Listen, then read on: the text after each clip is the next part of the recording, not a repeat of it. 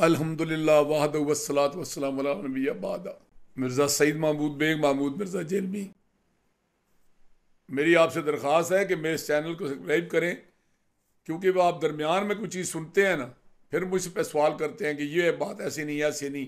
अगर आप बाकायदगी के साथ मेरे व्लॉग सुनते रहें तो आपको ताज़ा तरीन सूरत हाल जो है ना, मैं आपको आप आगाह करता रहूँगा और आपको कोई सवाल करने की ज़रूरत नहीं पड़ेगी।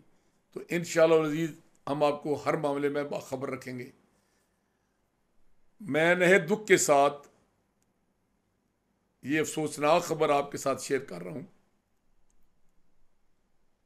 कि हमारी कोई किस्मत में गड़बड़ है, हमारे अमाल की कोई सज़ा है, हमारी को अपनी नीतों में फतूर है कि पिंड दादर खान तहसील के कोई अल्लाह ने मुकद्दर कैसे बना दिए हैं।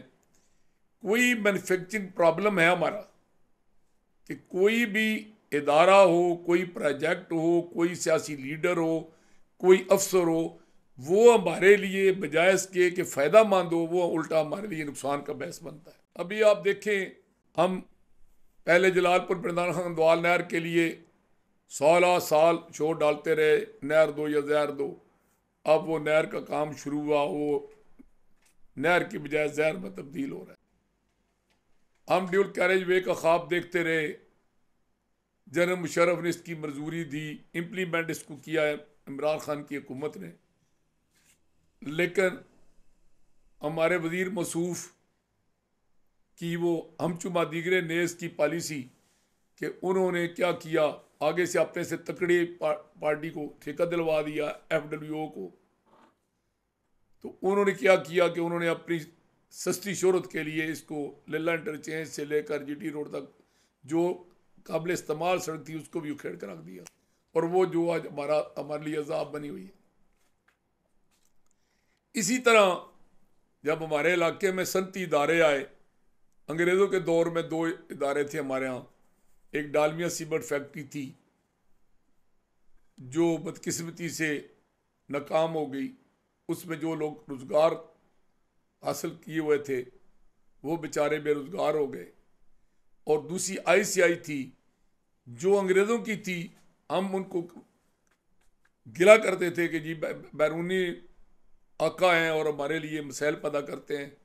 लेकिन अब तो वो लकी सीमेंट वालों ने LCI के नाम पर ख़रीद लिए, और वो इतने बाइख्तियार लोग हैं कि अभी मैं वो ख़बर भी आप इस व्लॉग में शेयर करूँगा कि वो जनाब मियाँ नवाज शरीफ साहब और मरीम, हमारी वज़ीर आला मरीम नवाज़ के साथ वो लंच करते हैं, डिनर खाते हैं। अब उन सैयद भाई कोतवाल डायरेक्ट किसका, हम उनके साथ गरीब लोग कैसे मुकाबला कर सकते हैं। फिर जब हमारे अपने नुमाइंदे लालची और बददियानत हों कि जब वो साडा हक इत्थे रख का नारा लगा के तो अपना पेट भरते रहे, कहने वाले तो कहते हैं कि 0 मीटर इम्पोर्टेड डाले लिए, AC साहब भी उसमें शामिल थे उस वक्त के। तो क्या किया कि जनाब LCI ने वो जनाब हमारी ज़मीनें जो लाख रुपये मरला की थी, वो कौड़ियों के मूल 3500 मरला के हिसाब से डोग गोला, डोग डोई और डोग लाल शाह और वो जो माल बरानी का सारा एरिया है और सोडी गुजर का एरिया है, खूड़ा का एरिया है, वो कीमती ज़मीनें 3500 रुपये मरला के हिसाब से, इस माने में तो 3500 रुपये मरला जो है हवा को नहीं देता। और वो हमारे बुज़ुर्गों की कब्रें, मस्जिदें, इमाम बारगाहें, तालीमी इदारे, हमारे घर, वो सारे उन्होंने भिजवा दिए कि इनको जी एक्वायर कर लिया जाए। वो कहाँ पता लगना था, उसी दिन पता लगना था जिस दिन हमें उठा के बाहर फेंकना था कि वो एक AC अल्लाह का बंदा आ गया, उसामा शरून न्याजी। तो उसने एहतजाज किया, जब उसको ऑर्डर मिला कि इनको कब्जा दिलवाओ, तो उसने कहा कि यार ये इनके साथ जुल्म है कि आप क्या कर रहे हैं। उस वक्त ये चोर उठा। अब उन्होंने प्रेस कॉन्फ्रेंसें की, जुलूस निकाले, जलसे किए, हम लोग भी उनके साथ शाना बिशाना खड़े हुए, लेकिन कमज़ोरों की कौन सुनता है जी। यहाँ तो पैसे वाले बाहर ही, वो जहाँ हमें मिलने के लिए साल दरकार हैं वो वहाँ जाकर गिफ्ट देते हैं। अब मैं जो ख़बर देने लगा हूँ वो इतनी तकलीफ दे है कि हमारे मेंबर बोर्ड ऑफ रेवेन्यू साहब थे शौकत अली साहब, जो किस मैंने पिंड दादर खान में ऐसे ही रहे थे, वो सब्जी भी नहीं छोड़ते थे दुकानों से।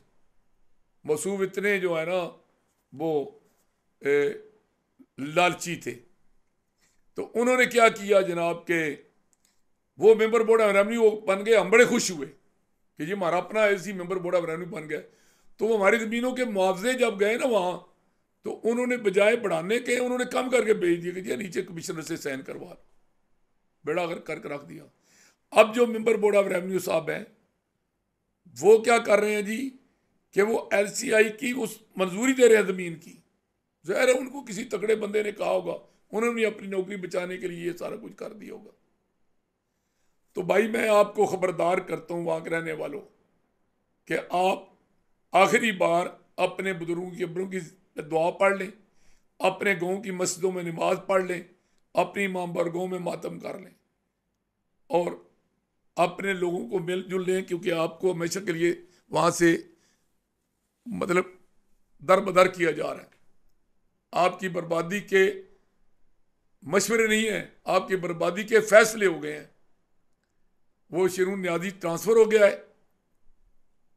इंतज़ामिया में और किसी सियासी लीडर में कोई जान नहीं है कि उन तकड़े बंदों के की तरफ से पेश किए गए पैकेज को नज़रअंदाज कर दें या उनके रसूल को नज़रअंदाज कर दें।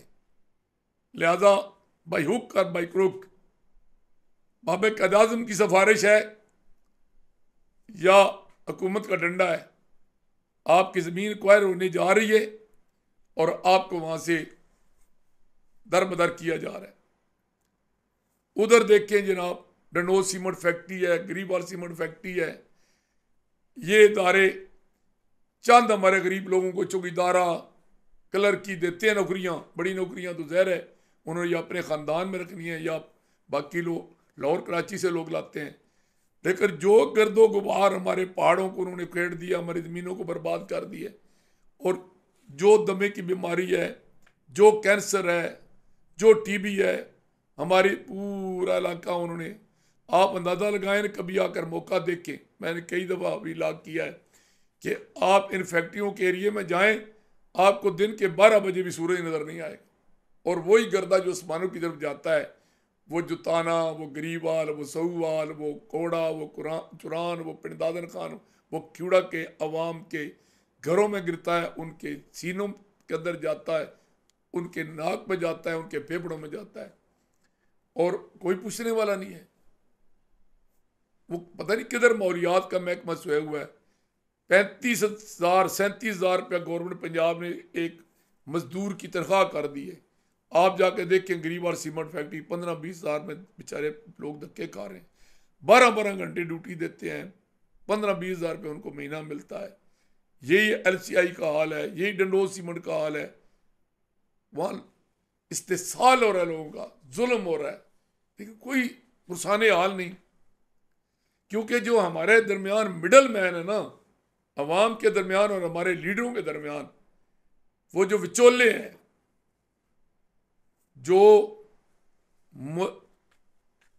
उनके हमारे दरमियान जनाब अड़ती हैं सियासत के, जो हमें बेचते हैं, वो अपनी ज़ात, अपनी औलाद, अपनी जायदाद के फ़ायदे के अलावा कोई हमारे लिए तो सोचते ही कोई नहीं है।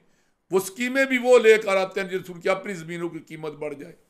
और जो हमारे लीडरशिप है, वो उनको भी पता है कि अवाम के लिए जो मर्जी करते रहें, अवाम ने इनके कहने पर वोट देने हैं, लिहाजा वो भी उनकी बात मानते हैं, वो भी अवाम की नहीं मानते। तो मैं आज बड़े दुख के साथ ये बदखबरी सुना रहा हूँ कि LCI कामयाब हो रही है और अवाम हार रहे हैं, सरमायादार जीत रहे हैं, क्योंकि तमाम ताकतवर कुव्वतें जो है अपना वजल सरमायादारों के पलड़े में डाल रही हैं। कोई गरीब का पुरसाने हाल नहीं है जी, गरीबा नूर रब दी मार। अब अल्लाह की फरियाद है कि अल्लाह पाक जो है ना हमें इन जालिमों के जुल्म से बचाए।